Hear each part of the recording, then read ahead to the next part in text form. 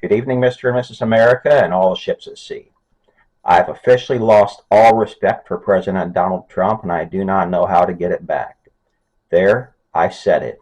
Never did I foresee this day back in November when I was casting my ballot for him at the local polling station, but we are where we are at now through no well-meaning actions of his since.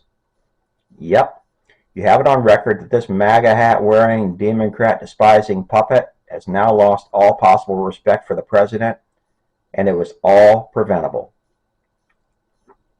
Whether you agree with me or not, I'm at a point where I simply no longer care. You see, my loyal viewers, much of what Trump has done has gone without careful thought for you or me, his once loyal backers, and the ones who elected him into office. In fact, it can now be factually stated that some of his executive orders have actually injured us. Yes, I said injured us. Where did it all go wrong, folks? Well, suffice it to say that his bloodlust for tariffs is now injuring and even leading to the deaths of the very American citizens he was in fact elected to represent and care for. Puppet, explain, please. I'm about to, friends and family. I'm about to expose him for what he has become. Does anyone under the sound of my voice remember only a decade or two ago when it became necessary for many American families to order their prescriptions from Canada and other nations due to extortion prices charged with the United States of America by pharmaceutical thugs? Well, it's continued to this day and is a very necessary means for many American families getting the life-saving medications they so desperately need. That is, until Trump carelessly enacted tariffs this year, and with zero thought as to how those same people would continue to buy their medications at not elevated price levels, all due to his tariffs.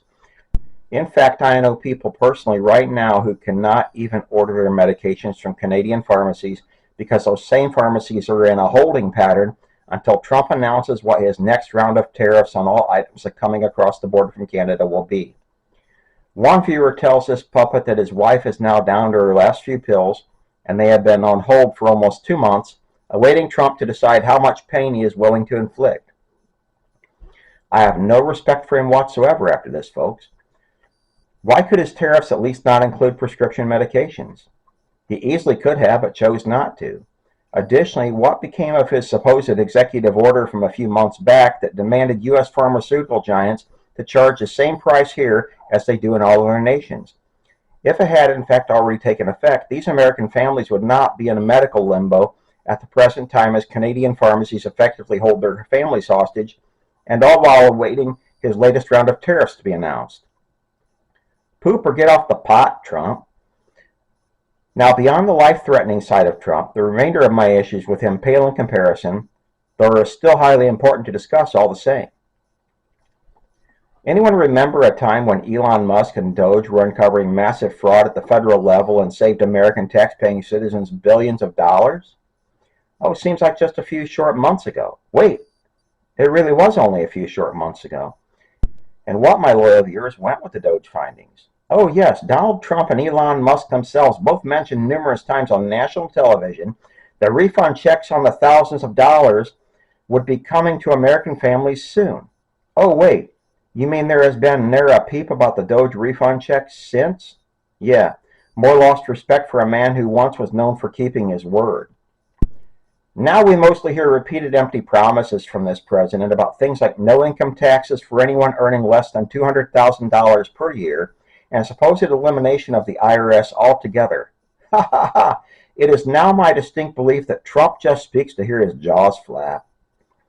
Viewers, since he made these promises a few months back, something he proudly touts at the big beautiful bill was signed into law, all without a singular mention of income tax elimination for people below $200,000 annual income, and with never a peep about elimination of the criminal agency called the Internal Revenue Service. Yeah, Mr. Trump, it's high time to put up or shut up. Promises, promises. We've seen this same old tired act a million times before, and you hoodwinked us all into believing you were somehow different. Well, shame on us for believing your act. Now, viewers, you can call this puppet any evil word you want to for stating this, but you cannot deny it as the absolute truth what I am saying. And then there is the elephant in the room. You knew this one was coming, the oft-repeated Epstein list. This one, friends and colleagues, is not going away.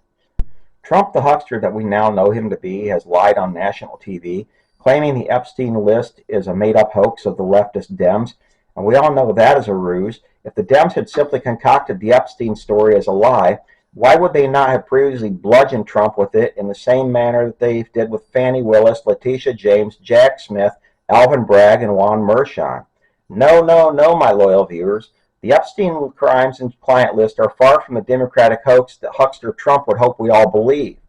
His biggest problem right now is that we are all free-thinking and not easily bullied into submission like his punk lackeys Pam Bondi, Kash Patel, and Dan Bongino are. Nope, this puppet follows closely after the one Tom Petty on this issue. I'll stand my ground and I won't back down. In fact, huckster Trump kicked us all in the collective teeth by calling his loyal MAGA backers idiots and fools for actually believing the Epstein crimes were actually committed and that a client list must exist. Wow, just wow. Well, liar-in-chief, and I never pictured myself ever using that title for anyone besides Felon Joe before now, it is a high time to come clean, admit fault, and ask for the forgiveness of your base, if not the entire American populace, as you then release each and every Epstein file for all of us to finally see. In fact, it's not going to get any easier for you until you do so. Your pride is unfortunately getting in the way of sound reasoning, and it is embarrassing to say the least. I'll even go further, kids and cousins, to state that even if Doge rebate checks of $5,000 were to miraculously hit my mailbox tomorrow, my respect level for huckster Trump would not move the needle one smidge on the scale. No, this puppet is not bought or paid for. The only thing that would and will move that respect needle at this juncture is a full-on apology for the president himself for the lies he knowingly has told, the insults he has flung, and the immediate, complete, and total release of all Epstein files, including the official client list, for all the world to see. Nothing else will suffice. Poop or get off the pot, President Trump. Put up or shut up. We've got a nation to save, and you are standing in the way at this point in time, as far as this puppet can tell anyway. Good night, my loyal viewers, and sleep well.